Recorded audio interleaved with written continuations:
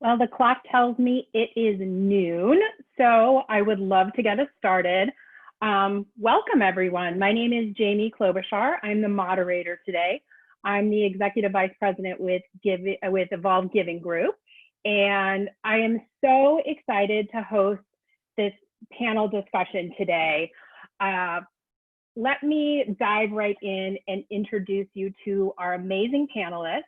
So let me give you a little background on this session, first of all. So for years as a fundraising practitioner and nonprofit professional, I've been reading the Giving USA data.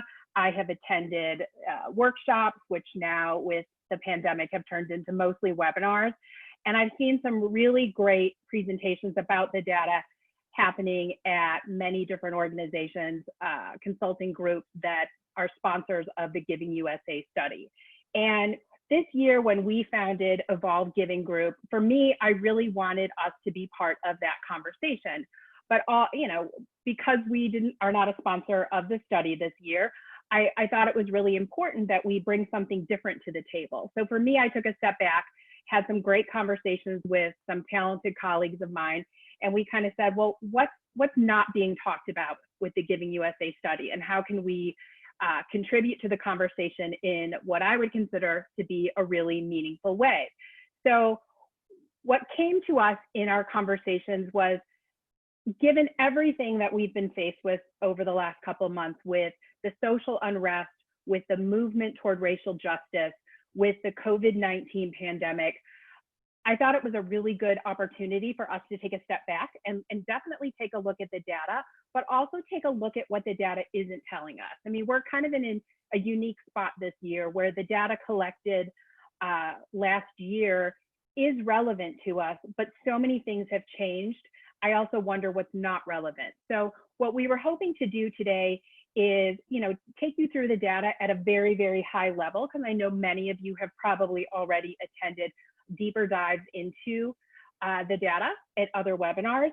But more importantly, I really want to talk about the data with a lens on what's happening today on the ground, especially because my perspective has always been attending these as a fundraising leader from a pretty large organization. And since I moved to Evolve Giving Group, I'm really working a lot with small to mid-sized nonprofits. So I think that it's really important that we kind of look at the data as it relates to the field, but also with the lens for us of looking at small, mid-sized nonprofits who have boots on the ground. So if I can take a quick moment to introduce my amazing panelists today, because I have so much to say about each one of them, I'm going to try to keep it as brief as possible. So Janelle Chang, wave at us, Janelle. Good morning. Janelle is the Deputy Director of Development from the Obama Foundation. She's got a great background in philanthropy, has a lot of good things for us today. She has worked in the arts, and she gave us some great food for thought when we did our prep last week.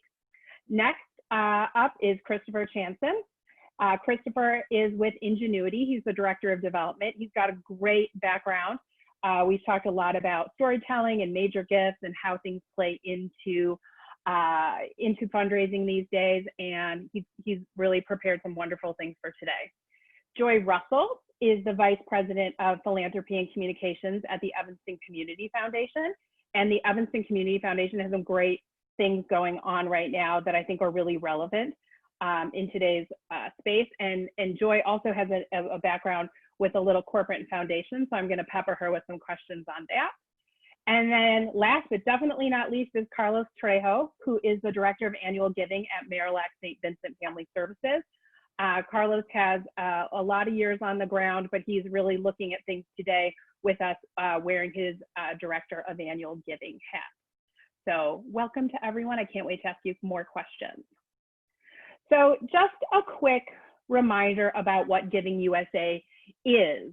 Most of you already know this. It's the longest running annual report on U.S. charitable giving, and it gives us a good big picture of the sources of giving and the amounts of donations received by kind of sector. It's published every year by the Giving USA Foundation, which is part of the Indiana University Lilly Family School of Philanthropy. So before I start peppering my amazing colleagues with questions, what I wanted to say is I've always felt with the Giving USA report that it was my responsibility as a nonprofit leader is to at least understand the basics of the data. So I always feel like I need to educate myself in trends within our sector. So for me, I've always participated in these workshops, and also trying to take it a step back and say what's happening in the world of fundraising that I need to be aware of, even if I'm not necessarily seeing it applicable to my organization. I also think that there are times where the Giving USA report has come up. I over the years have seen a lot more volunteers and board members educating themselves by attending some of these webinars. And so I always want to make sure that if I'm going to get asked a question from a board member, or now having moved into consulting from a client, that I have a good understanding of what the previous year's data was, and I've thought through what I'm seeing, what I think is relevant, and what I think is not relevant. So I'm going to dive in, and Janelle, I'm going to give you the first question today. So could you talk to us about how you have found the Giving USA report to be relevant in your past work, both with large and small nonprofits? Sure, thank you so much, and thank you so much for having me. So the Giving USA for me personally, and my professional work, and personally, it's a credibility tool. It's helped me within larger and smaller institutions really fight for building a major gift program, and also push for planned giving program as well, because we can see the data. That's where most of the trends are coming. I would say for larger institutions, we really push for that to even go further in our operations, like really building our teams, putting a lot of support in prospect research, and also into our major gift officers, and asking for investment there. For smaller organizations, same. I think I'll give an example of a smaller organization I worked at. We were about a $2.4 million organization, pretty small to medium size. And we relied really heavily on one gala. You know, it's April, May, it's gala season. 30% of your revenue goals, it's not sustainable. And so we needed to really convince our board members we need to have a more major gift and planned giving program, which is a marathon, right? It's not an immediate like cash in to the door with the gala. And so in order to do that, we had to show Giving USA as a benchmark. You know, this is the way that giving trends are happening. And then here is where we're at, literally a visual to visual. And it really was something that's helpful for them to understand and realize that these are the gaps in which we have to address. And so for me, like, that has been a useful a benchmarking and credibility tool for other people to come on board and help us fundraise. Now, with that saying, and where we are now, I think that yes, this is one credibility tool. I think we have to add other types of reports, like Women Given 2019, a study of high net worth philanthropy, the impact of diversity, and race to lead, especially since a lot of organizations are now shifting to be anti-racist. Great, thanks. And I think that's interesting what you say. I do think that there are more tools available and more research being done, and I appreciate you pointing that out. So Christopher, I'm gonna lob the next one to you. Can you talk to us about what your experience has been previously when you've attended these webinars, and what have the experts often featured on these webinars looked like, and how has that been relevant to you? Thanks, Jamie. So I think I probably have a much more cynical view of the usefulness of the Giving USA data than many people on this call. As Jamie has said, I think it's worthwhile for us as development professionals to at least have an understanding of the data and any major shifts that the sector may be experiencing.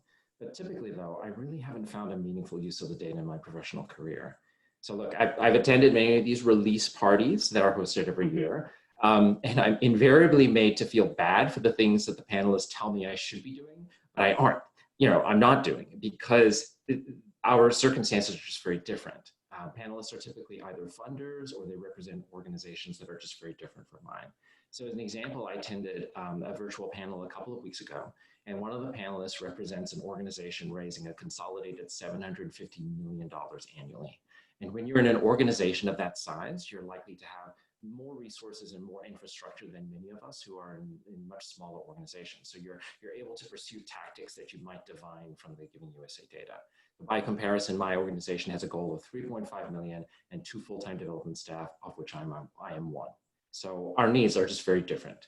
So while I understand that, for example, individual giving has the greatest potential for us writ large as a sector, it really comes down to brass tacks. You know, $310 billion in individual giving is wonderful, but so much of it is going to causes other than mine. So I choose to focus more on the here and now and what I need to do to keep the private revenue flowing to my organization rather than aspiring to a revenue model in a pie chart that might never happen for me. And that's just my truth. No, thanks. I think it's good to look at this, you know, in a different way. So let me move on. I'm going to share my screen again and move on to look a little bit at some of the data points. So moving on from here, this is the 2019 sources. So I think what really strikes me here still is that individuals still rule.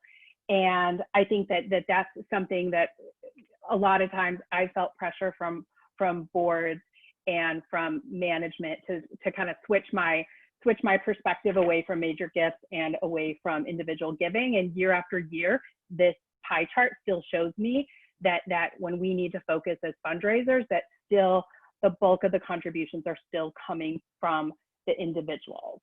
So moving on to do a little bit of a deeper dive in this, we have, you know, I'm always interested in seeing some trends. So the trends this year has been that we saw a pretty hefty increase in contributions from corporations and a little less so from foundations, but still significant enough.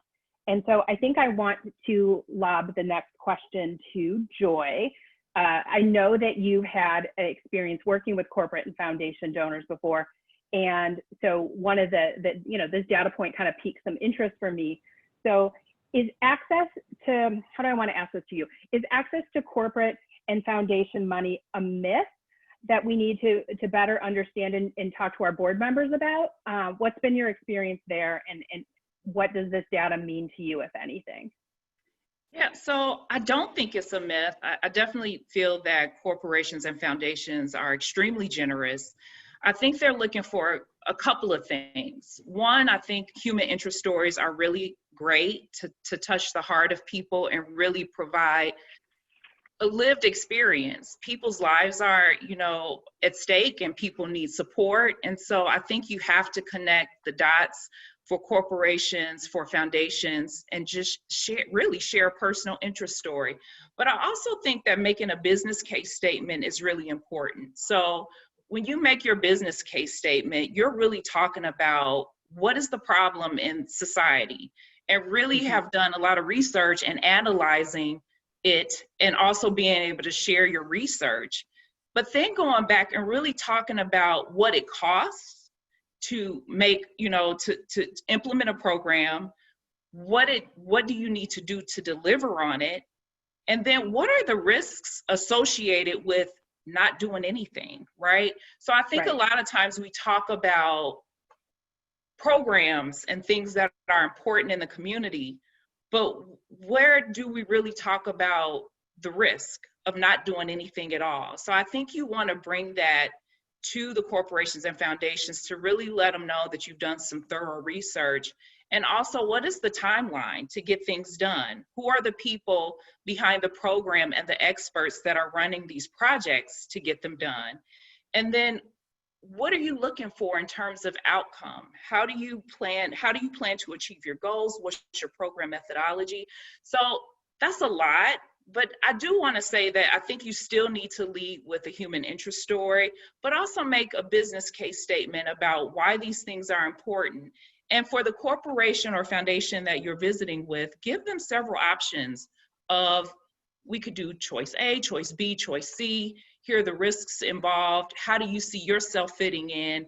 And then make a really strong conclusion about what you see as your role in helping people and supporting them in the community. And I think it makes a huge, huge difference.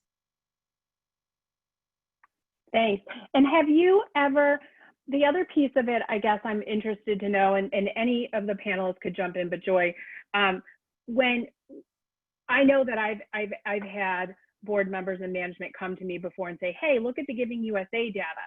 So what are you doing to capitalize on this, which you talked a little bit about, but also like, we really think you should shift your focus away from, let's say, direct response fundraising. And we think you should be spending more of your time here. How do you typically respond to that? Or have you had to respond to that, or has anyone else here dealt with that? And can you talk to us about that piece? I mean, I think you have to lead with your experience and what you've seen at the various organizations that you've worked in. I think you definitely want to share what best practices are, and you want to give them a sense of what is the research saying. I think lots of board members and trustees are interested in the data, and that's great, and we should be implementing best practices, but I think you also want to come with the lens of your own experience and what has worked with groups. And I think you get there's gratification in making sure that there are various voices at the table. So I think you have to be able to share, people from different geographic regions, different various social economic statuses. Various voices are important in philanthropy. Yeah. So I think you have to share all of those stories to really give them a broad view of how to approach your goals. Yeah, great, that's helpful. All right, I'm gonna flip the screen back on again, and I'm gonna go to the next slide, which talks about the contributions by type of recipient organization. And my question is actually for Christopher, not to put you on the spot twice so quickly, but I want you to look at this chart kind of from a major gift perspective. So what can community-based organizations do to access some of the resources that we're seeing here, like this in the Giving USA report? So first, just apologies again for the audio. I hope it's better this time. I'm on the phone instead. Great. So the truth is that in order for me to provide you with specific tactics, I would need to be familiar with the context in which you as an individual attendee are working. I can give best practices and suggestions, but nothing's going to be really helpful unless I knew exactly what your specific challenges might be. So what I'd like to offer instead are just two pieces of advice. First, trust yourself. Trust your judgment. You know your donors and how best to communicate and interact with them. Lots of people can offer suggestions and best practices, but at the end of the day, you need to do what you feel is right and appropriate for your donors. And the second thing I would say is hold off on innovating for the sake of innovating. There was a great article in the April edition of Advancing Philanthropy, which is the publication for AFP members. And the article is entitled Innovation, is Attempting to Innovate Your Organization's Best Bet? It's written by Stephen Screen. And his basic argument is that while innovation might sound lovely, particularly in these times, it might not be worth the effort or return if you haven't first invested in your tried and true development practices. So asking for support, thanking your donors, stewardship, having a systematic major donor cultivation system, and developing strong offers. So particularly in these unprecedented times where pivot is the word of the day, you might not need to do that with your donors. You might be communicating with them by Zoom and not in person, but you might not need to change the cadence of those conversations, for example. So what I would say is be sure that what you're doing or planning is best for your donors and not just some shiny pie chart to which you're aspiring. Great. My next question actually is for Carlos. I asked about major gifts, so I'm going to switch and talk a little bit more about, have you talk about more about annual giving. So putting your annual giving hat on, what can community-based organizations do here to access some of the support, and what have you seen that has worked in recent history on that? Yeah, thank you. I think as Christopher and Janelle both pointed out, the breakdown of where those dollars are coming from can certainly influence where we choose to spend our time and energy, particularly when we see those trends in shifts as they grow and shrink. And again, the challenge being if you're an organization whose primary funding source is grants, then, knowing that 69% of funding coming from individuals may not be as practical for you. And the same with the breakdown of recipient organizations. As someone who works for a human services organization, it's really nice to know that there's almost $56 billion out there for us, but that doesn't mean that we have access to all of that money. Overall, I think what we can do is focus on donor behavior. In annual giving, we're typically working with a much larger pool of donors than our major gifts counterparts. And my experience has been that we don't have as much information about our annual fund donors. We often don't know their birthday or where they went to school or their favorite wine varietal, as we perhaps might with our major donors. But what we do have access to is their giving patterns, whether it be monthly giving or event-related donations, or they only give at the holidays. And being aware of these patterns lets us create donor personas that we can then customize our communication and our solicitations around. So if, for example, you notice that you've been consistently seeing an increase in gifts come in via social media, that's an indicator that perhaps it's worth spending a little bit more time on those platforms. That might be as simple as reallocating an hour of your week to developing fundraising related communications for social media. But the point is to spend your very precious and limited time where it has the most impact. Great, thanks. Let's transition a little bit about talking about specifically what's missing from the report. And Carlos, since you are already off mute, I'm gonna toss this one to you, and then Joy, I'm giving you a heads up that you're coming next, which is wearing your annual giving hat, but also I know you're very involved in AFP. You've got a lot of colleagues that do work across the across the spectrum. Like, what do you see as important trends right now that aren't reflected in the Giving USA report that you think are really important that we need to be talking about? Yeah, I mean, 2020 has certainly been a very interesting year for all of us, and curveballs keep coming. Crowdfunding certainly isn't new, but I think we're seeing organizations leverage it more. I don't know how or if that's being tracked by the Giving USA report. We've certainly seen a lot more advocacy related fundraising and fundraising around social and racial justice issues through online platforms. I know I've certainly seen an increase in gifts come in from donor advised funds at my organization, big uptick. And we certainly can't forget that this is an election year, and everyone and their mother is asking us for money. Overall, I think what we're seeing and what I hope we continue to see is a diversification in how we define philanthropy that goes beyond the traditional relationship between donors and organizations.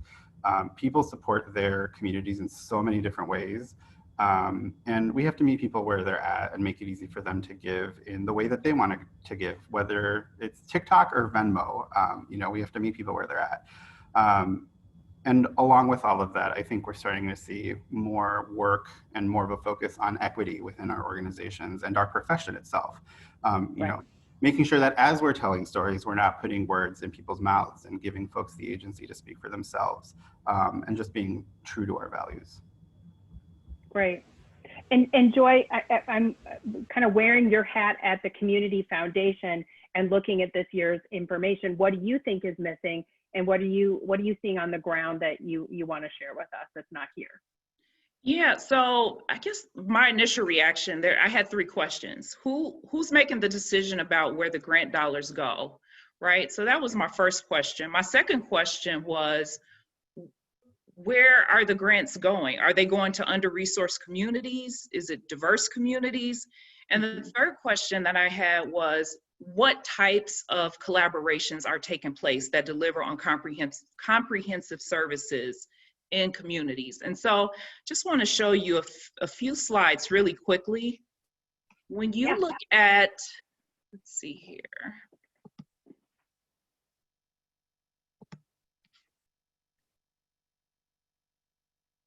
Need to back up for a moment.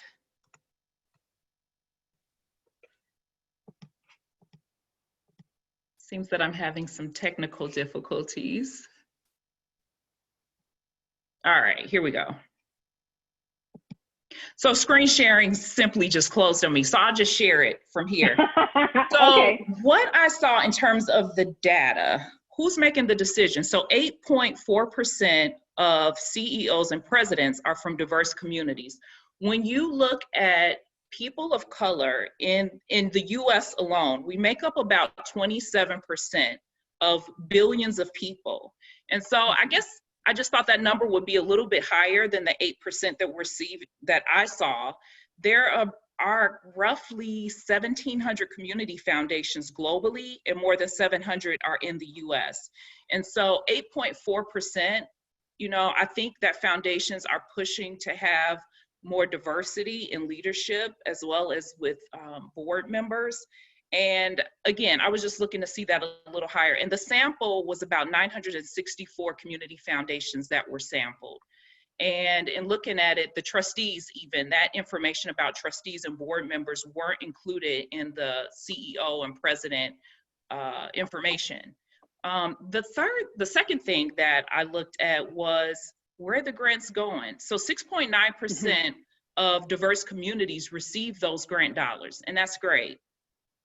But are they under-resourced? Are we talking about including LGBTQ communities? Are we talking about grants going to places with people of differing abilities? Are we talking about a certain, income level? There were lots of questions that I had. And then what types of collaborations are taking place? I was really excited to see that 91% of nonprofit organizations are collaborating, and on a very high level. So there were 3 ways that I learned about how communities are collaborating, these nonprofits are collaborating. They do it for organizational efficiency, so really to get something moved out quickly and to get a project done and move on. They do it for organizational effectiveness, to really advance their mission and push it forward really smoothly.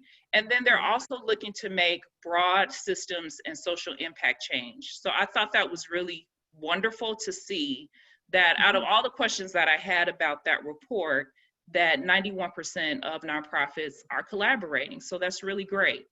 And then I know that overall foundations are really advancing and ensuring that leadership is more diverse at the trustee level, the board member level, CEO and president level, that foundations are really trying to take into account that they need advisory committees. So having people from the community to share what they're seeing on the front lines. Community foundations are offering fellowships to bring in diverse voices and have people learn and grow with community staff. And then just really great to see how foundations are now taking an audit of themselves in terms of grant making, looking at staffing, looking at the work environment. So it was questions, but I know that the sector is getting better about diverse leadership. And I do want to make sure that I point out diverse leadership also, again, making sure that our diverse leadership, not just people of color, but again, people of differing abilities, LGBTQ community, and people of various economic levels. In order for us to advance as a society and to make sure that we are producing and maximizing all of our gifts, we really got to have more voices at the table. Right.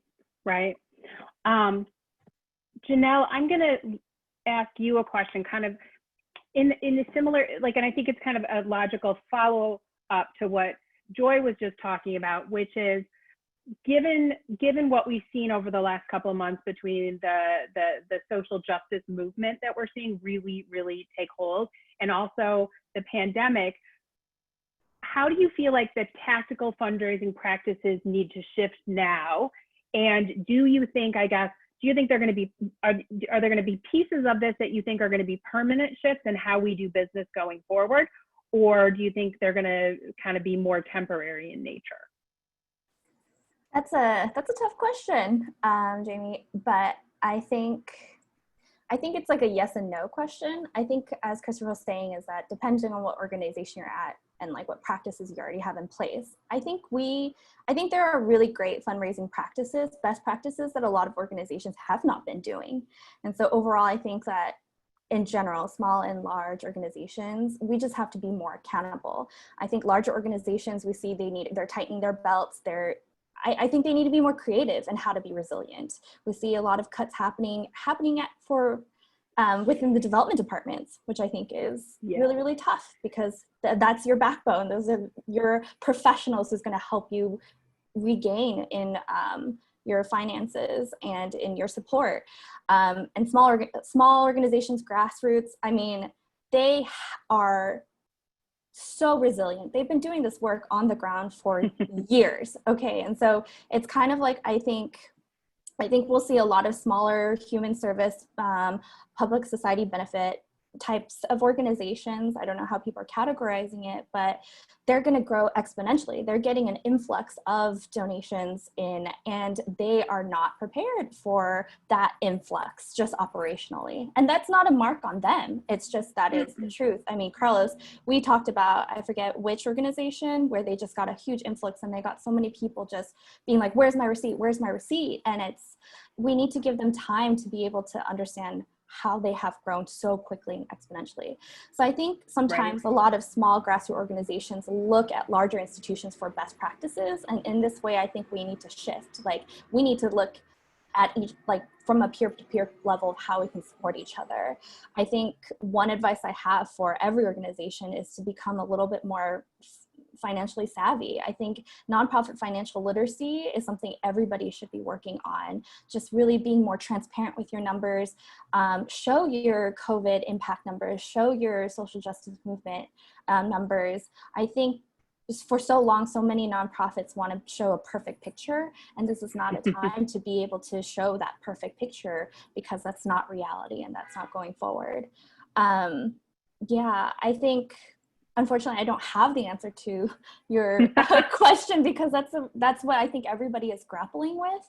And I think in this time, what my amazing panelists are saying is that it's good that we're collaborating more, and we should continue to collaborate more to understand what environment we're in. And it's not like one organization is doing it better than the other. No, well, and it's funny when you were talking about some of these organizations getting a huge influx of cash and not being able to keep up with basic gift receipts. I mean, I go back to, and all of us in fundraising, this is a little bit of a complicated memory, but the ALS Ice Bucket Challenge. That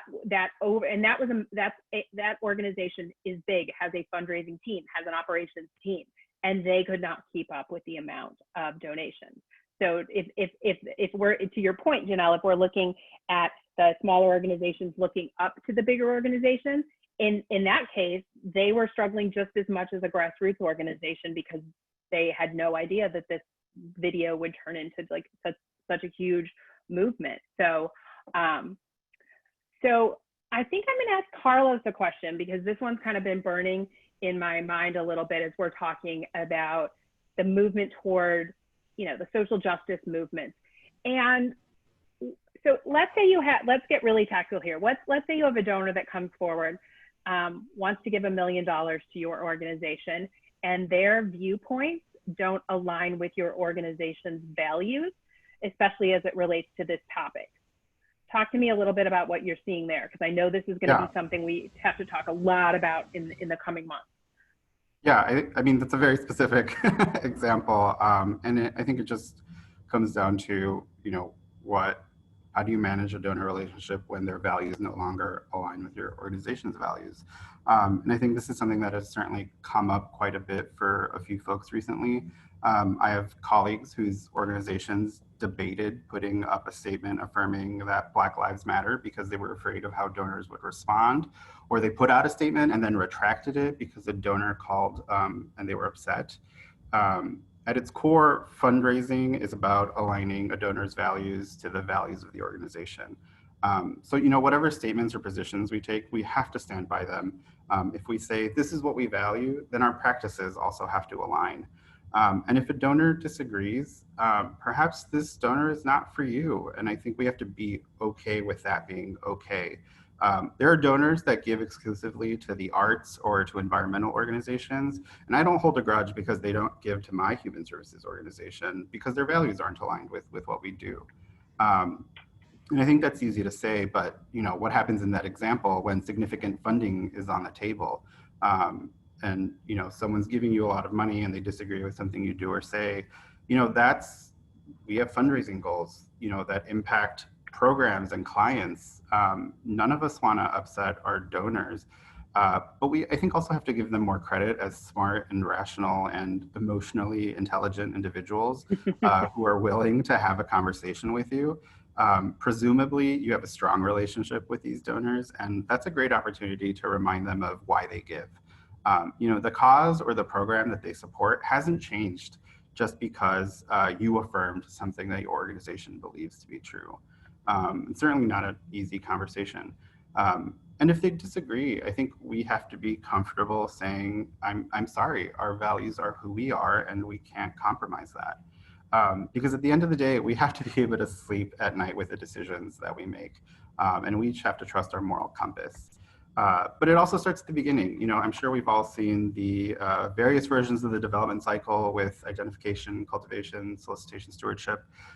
Those identification and cultivation stages are really critical to making sure that donors and our organizations are on the same page. Yeah, no, that's a really good point. Do you also think that we need to be looking back at our gift acceptance policies at this point, which I know a lot of organizations don't even have. And even with my smallest organizations, I really push them to, even if they're like just a couple of paragraphs, that they tackle this issue. Yeah, absolutely. I think, they are a tool for us to use, Yeah. And it helps us manage expectations. I think, these types of topics aren't the types of things that we traditionally see in donor, in gift acceptance policies, but there's certainly room for it. And, I am a policy and procedure nerd, and, I always ask those questions of like, why are things the way that they are? Who benefits? And I think now is a perfect opportunity for us, again, as organizations, to look inward and look at our practices and saying, do they align with the values that we claim? And there's certainly an opportunity for us to do that in our gift acceptance policies. If you don't have one, it's a great time to start. If you do have one, it's a great time to look back and review. Much like a strategic plan, it is not meant to be sitting on a shelf. It should be a living document that you can go back to and update as necessary. Yeah, great. We're starting to get some great questions in the Q&A, but I have a couple more questions that I wanted to ask our panelists before we move on to these. Joy, one of the things I want to ask you to talk about, which has made the news here in the Chicagoland area, is about the reparations bill in Evanston. That's for me, that is part of our philanthropic landscape that isn't being kind of captured in the data. And so I would love it if you could tell us a little bit more about that, how it's being funded, what's the distribution plan, if any, so far, and how the Community Foundation is kind of playing a role in that. Sure. So in terms of the reparations fund, first, just to give the definition for how the city is defining it in their resolution, is providing fund support to Black residents who've been harmed by redlining, by educational inequity. And in terms of how it's being funded, so the reparations fund will be seeded with money from tax revenue collected from the sale of recreational cannabis. And so that's the first thing.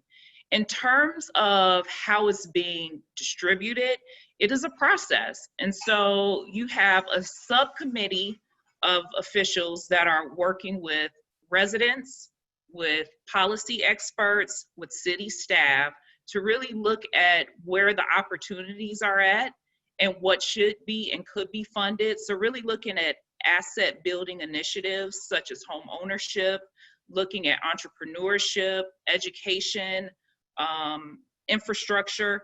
So those are some of the things that are being talked about. And then in terms of moving forward, they're really looking at building out what the priority areas will be, the level of funding, who participates, what the criteria is for the person participating. And it's a really interesting process all the way around. And for those who would like to be involved, there's actually set up on the City of Evanston's website a subcommittee form that you can fill out so that you can participate in the conversations, which I think is brilliant. And the funds will be distributed as early as 2021. So the conversations are happening and people are really involved and being thoughtful about the process. And I think it'll be really interesting to see from here, from what happens with the conversations, and ultimately, you know, how much of the fund is back in the community supporting people who need it the most.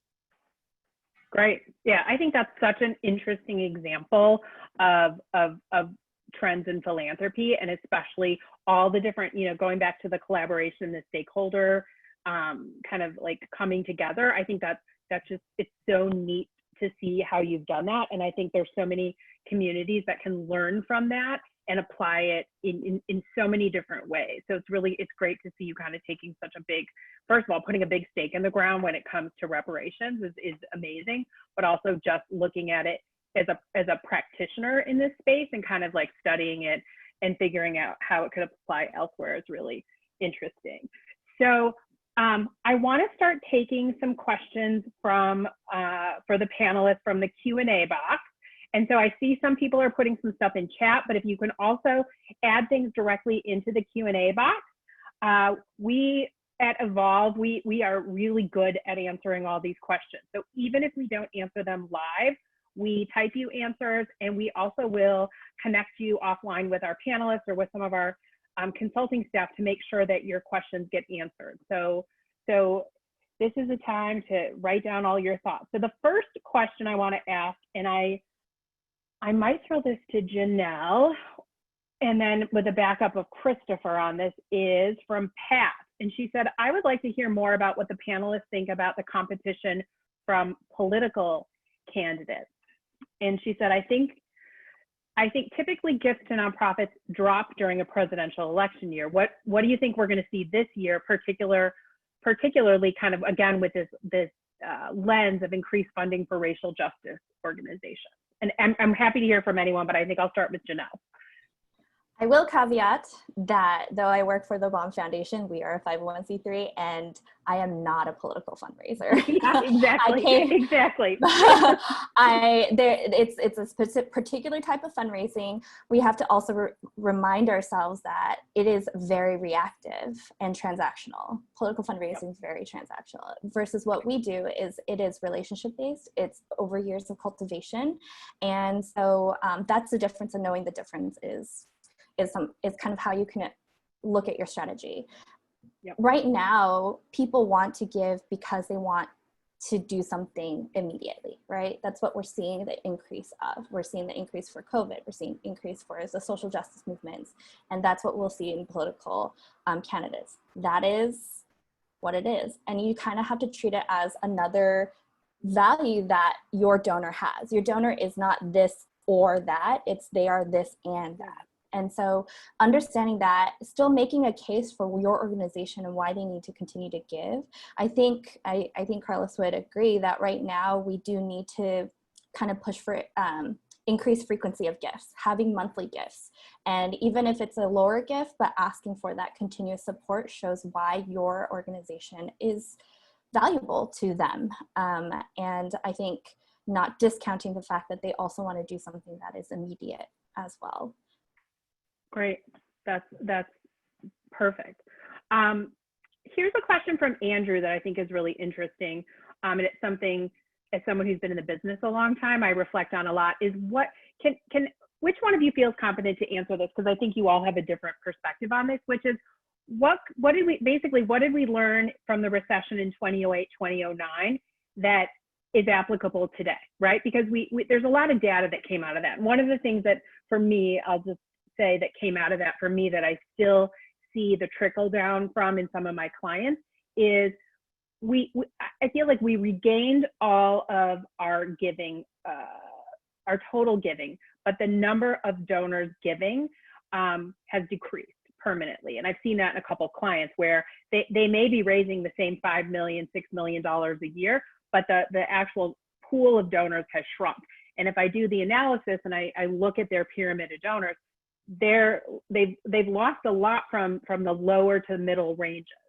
So I would, I guess, Christopher, do you want to try to take this one and talk about some things you've learned from that time that you're applying now, and what's, frankly, not applicable now from what we learned in 2008, 2009? It's a great question, Andrew. So having worked in having been in fundraising at the time, what I would say is that sticking to your tried and true best practices of remaining in touch with your donors, putting them through the donor cycle, cultivation and stewardship. I'm sorry to be kind of giving you platitudes here, but honestly, those are the things that are going to work in order to retain your donors. We're in such unprecedented times, and actually going back to Pat's earlier question about, the fact is that we don't know what's going to happen to giving in general. And we certainly know that from the 2019 data. We have absolutely no idea what's going to happen in 2020. While yes, there may be an increase to political giving, we just heard about the Ford Foundation and 4 other foundations who are saying that they're going to increase their grant making to $1.7 billion on top of, over the next 2 years, on top of what they've already given. So what I would say is that institutions and people with resources are going to still have those resources, quite honestly. And I think it behooves us as fundraisers just to make sure that we're in touch with our donors and our prospects as much as we possibly can, and in ways that are appropriate. And I think, like many other things, it'll be cyclical, and we will eventually recover from this.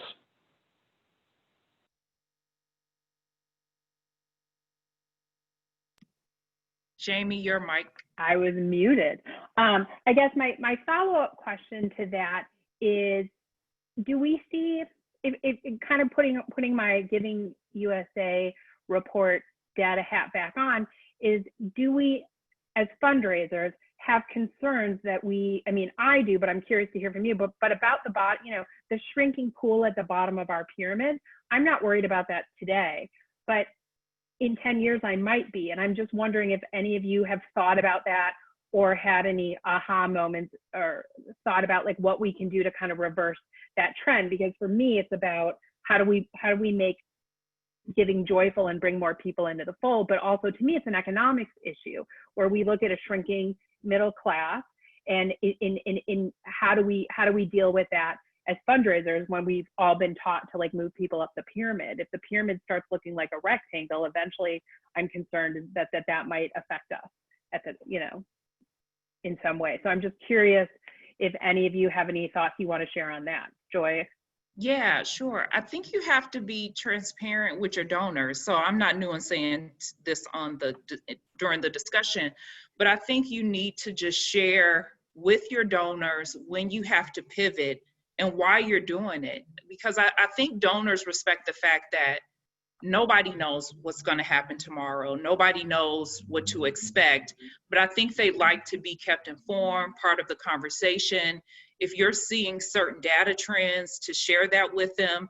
And being that, I'm working at the Evanston Community Foundation, I think one of the great things we can do is invest with socially responsible companies and people and companies and corporations that we know will take those dollars that we have in endowment and reinvest those back into communities who are under-resourced. So I think there's things that can be done. I believe we just have to be more thoughtful about getting there and really making sure to include our donors in these conversations, because these are tough conversations, these are tough times. Lots of people are impacted. And so the more that we can share data and talk and share the stories of the people who are really impacted the most by the systems and having their voices at the table, I think it'll make a huge, huge difference. If I can add, I think there's also a public education piece that is missing in the United States around the role of nonprofits and the gap that we fill. There are a lot of misconceptions about what we do and how we do it.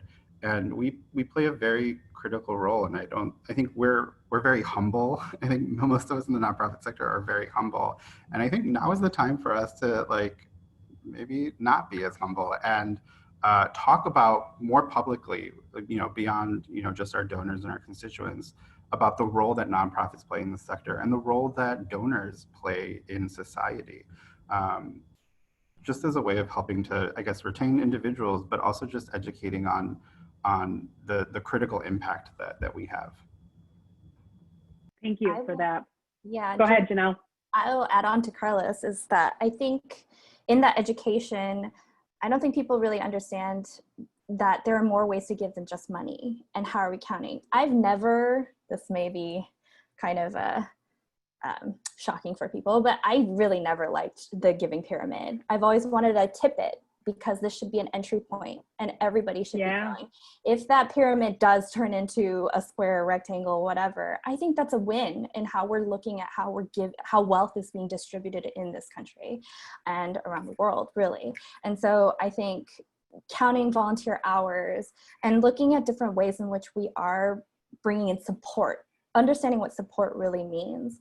As we always say, time, talent, treasure, and really helping our community understand you volunteering at your church, or giving goods to a charity drive. Like, there are things that people don't know that they're doing that is philanthropy and fundraising.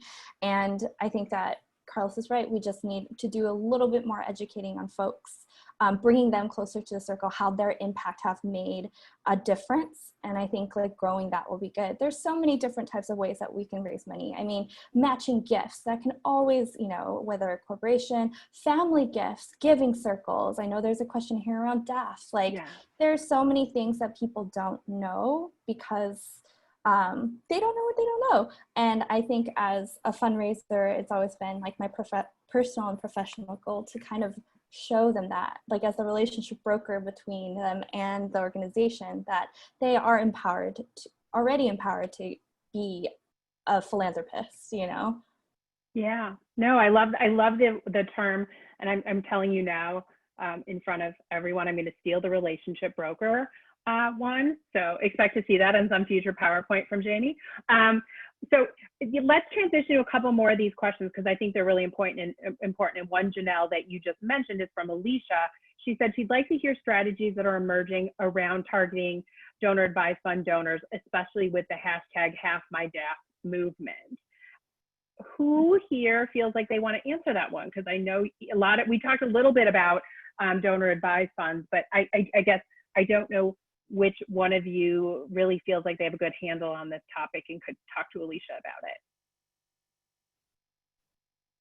All right, everyone's staying muted. That's not helpful. So the donor advised funds, I think those are really important, because donors can invest their dollars, and then when a specific program or initiative happens in a community, right, they can put their dollars behind that.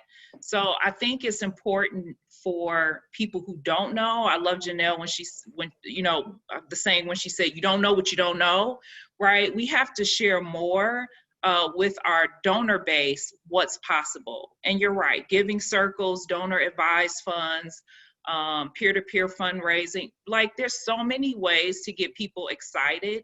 And I think philanthropy should inspire people. So at least with donor advised funds, what we've been trying to do is connect those donors to one another. I think that it's a small enough community where they can share why they're giving. But then also to bring a friend along, because I think it helps to also educate others who may not be familiar with that, and just bring a new friend to the group. In order to really have people get excited about an initiative and what they can do is, as a donor advised fund holder, you can share why you're excited, why you're supporting an initiative, why this is important to you.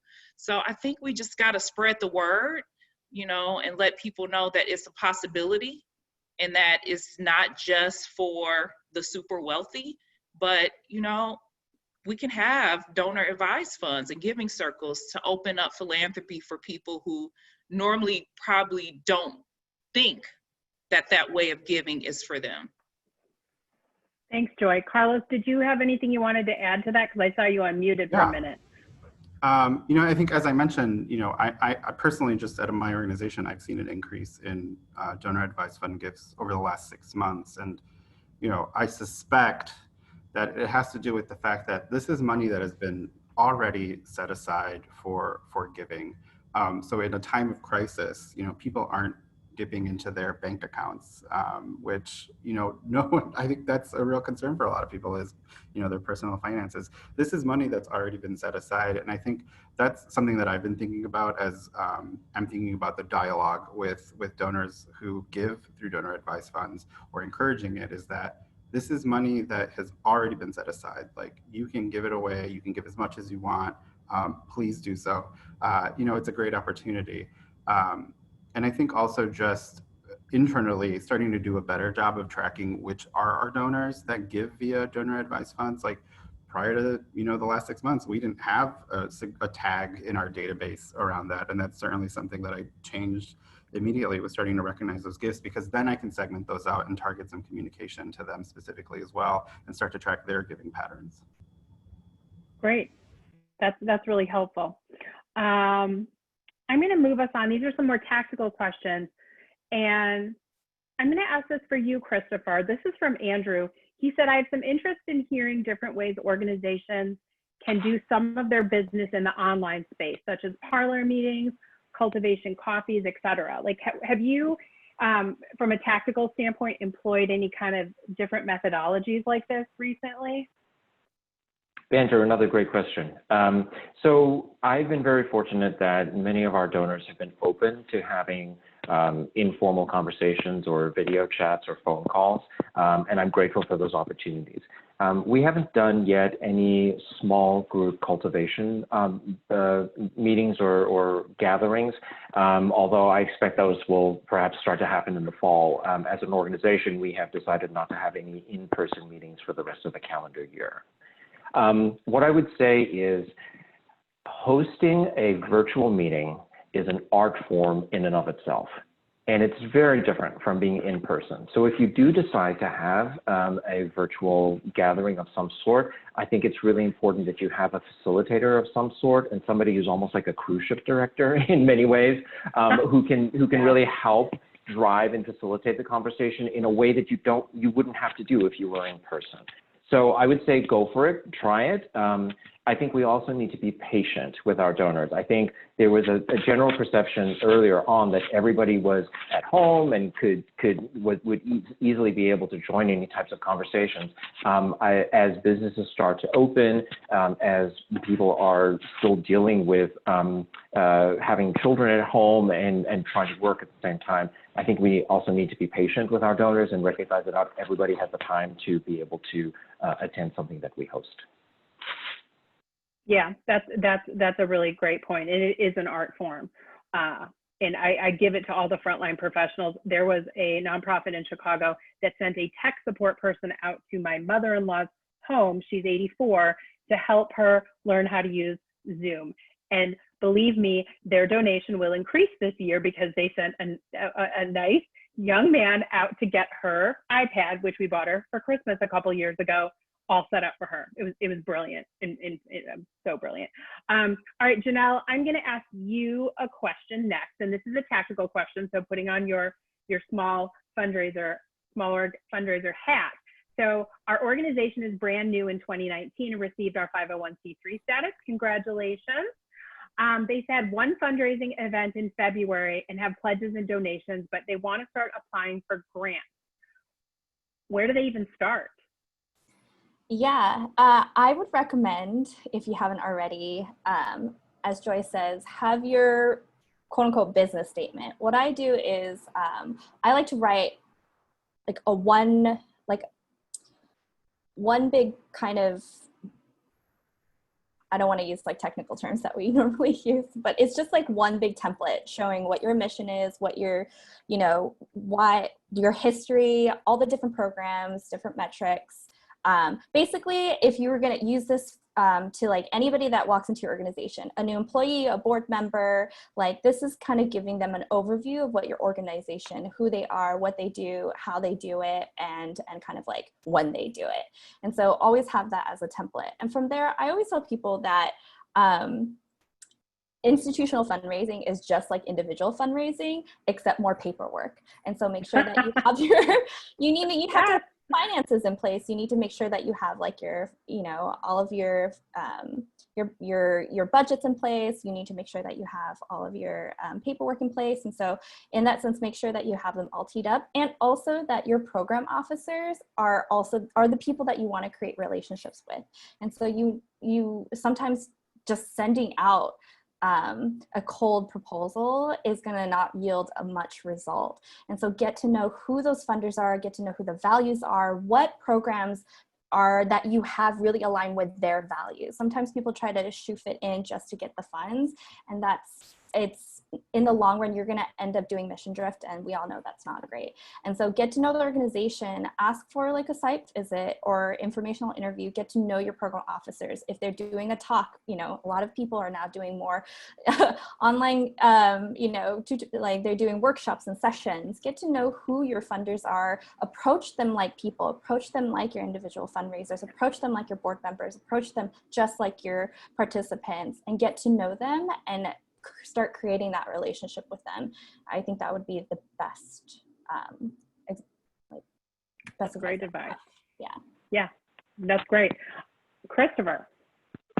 For what it's worth, the person who asked this question said that they're also an arts and education organization. So please feel free to reach out to me if you'd like. I'd be happy to talk with you, since since Ingenuity is focused on arts education.